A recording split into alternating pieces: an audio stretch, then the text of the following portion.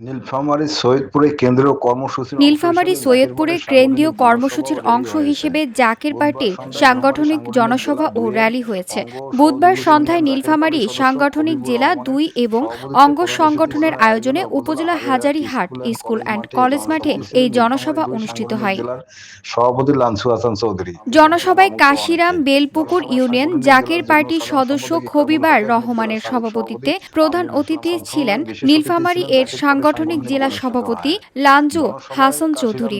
এ বেলপুকুর সময় ইউনিয়ন শেষে একটি সাংগঠনিক র্যালি বের জেলা হয় যুগ্ম হাজারীহাট সাধারণ সাংগঠনিক জেলা সম্পাদক ২ এর একরামুল অঙ্গ হকের সহযোগী সঞ্চালনায় বিশেষ ইউনিয়ন জাকের অতিথি পার্টির ছিলেন সদস্য জাকের খবিবুর রহমানের সাংগঠনিক জেলার সভাপতিত্বে সাবেক প্রধান অতিথি সভাপতি সংগঠনের আয়োজনে আমিনুল উপজেলা ইসলাম আমু হাজারীহাট সহ স্কুল অ্যান্ড অনেকে। কলেজ মাঠে।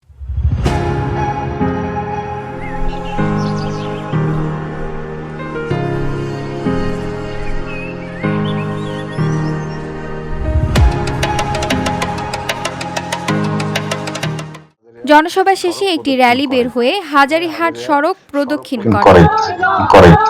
করে। VOD Bangla news desk. সড়ক প্রদক্ষিণ করে।